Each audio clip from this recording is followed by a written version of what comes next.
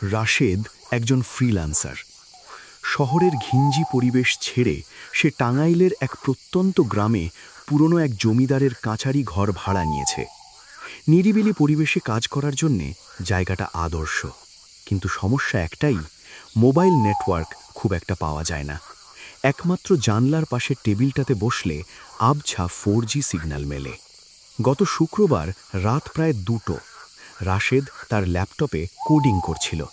বাইরে বৃষ্টির ঝাপটা আর ঝিঁঝি পোকার ডাক।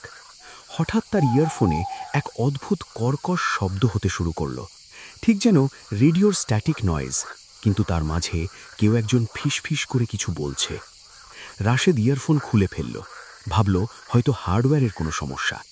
কিন্তু কিছুক্ষণ পরেই লক্ষ্য করল তার ল্যাপটপের কার্সারটা নিজে থেকেই নড়ছে। কোনো অদৃশ্য হাত যেন মাউসটা নিয়ন্ত্রণ করছে।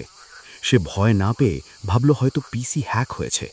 সে দ্রুত ইন্টারনেট ডিসকানেক্ট করতে চাইল, কিন্তু অবাক হয়ে দেখল তার ল্যাপটপে কোনো ইন্টারনেট কানেকশন নেই, অথচ ব্রাউজারে একটা উইন্ডো নিজে থেকেই খুলে যাচ্ছে।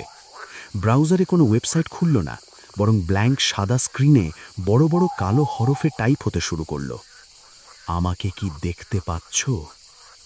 রাশেদ থতমত খেয়ে গেল। সে টাইপ করল, কে আপনি?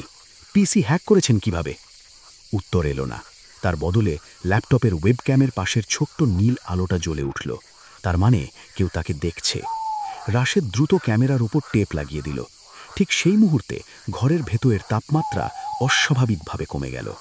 জুলাই মাসের গরমেও তার হাড় কাঁপতে শুরু করল। হঠাৎ ল্যাপটপের স্ক্রিনটা দপদপ করতে লাগল। এবার কোনো লেখা নয়, বরং একটা অডিও ফাইল প্লে হতে শুরু করল। খুব মৃদু স্বরে একটা কান্নার আওয়াজ। রাশেদ লক্ষ্য করল আওয়াজটা ল্যাপটপের স্পিকার থেকে আসছে না, বরং মনে হচ্ছে দেওয়ালের ভেতর থেকে কেউ কাঁদছে। রাশেদ সাহস করে টর্চ নিয়ে জানলা দিয়ে বাইরে তাকালো। বৃষ্টির মাঝেও দেখল উঠোনের বড় নিম গাছটার নিচে একজন দীর্ঘদেহী মানুষ দাঁড়িয়ে আছে। মানুষটার গায়ের রং কুচকুচে কালো, কিন্তু তার চোখ দুটো থেকে ল্যাপটপের স্ক্রিনের মতো নীল আলো ঠিকরে বেরোচ্ছে।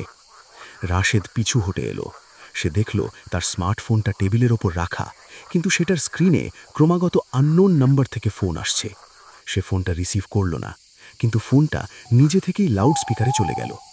ওপাশ থেকে একটা যান্ত্রিক কণ্ঠস্বর ভেসে এলো, রাশেদ, সিগন্যাল খুঁজতে খুঁজতে অনেক দূরে চলে এসেছ। এখানে ফাইবার অপটিক নেই, শুধু আত্মা আছে। রাশেদ আর স্থির থাকতে পারল না। সে দৌড়ে ঘর থেকে বেরোবার চেষ্টা করল, কিন্তু দেখল সদর দরজাটা ভেতর থেকে তালাবদ্ধ, অথচ চাবিটা তার পকেটেই আছে। সে লক্ষ্য করল তার ঘরের কোণে রাখা পুরনো একটা গ্রামোফোন, যেটা কয়েক যুগ ধরে অচল, সেটা আপন মনে ঘুরতে শুরু করেছে। সেখান থেকে বেরোচ্ছে এক করুণ বিলাপ। সে আবার তার টেবিলের দিকে তাকালো। ল্যাপটপের স্ক্রিনে এখন তার নিজেরই একটা ছবি দেখা যাচ্ছে, কিন্তু ছবিতে সে একা নয়।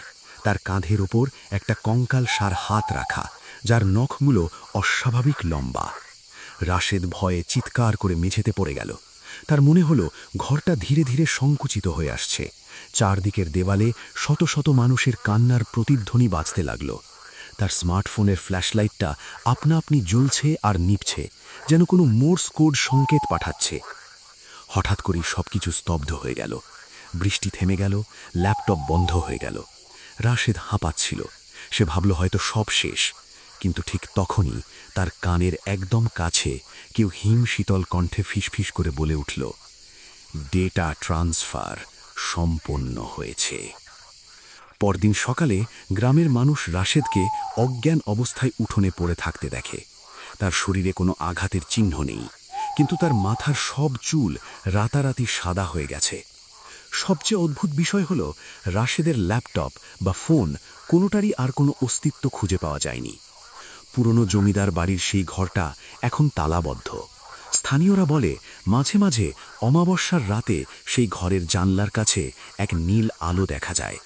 আর কেউ যদি সেই সময় মোবাইল নিয়ে কাছে যায়, তবে তার ফোনের গ্যালারিতে স্বয়ংক্রিয়ভাবে একটা ঝাপসা ছবি সেভ হয়ে যায়, যাতে দেখা যায় একটা অন্ধকার ঘরে একা একটা মানুষ বসে আছে, আর তার পেছনে দাঁড়িয়ে আছে এক দীর্ঘ ছায়া।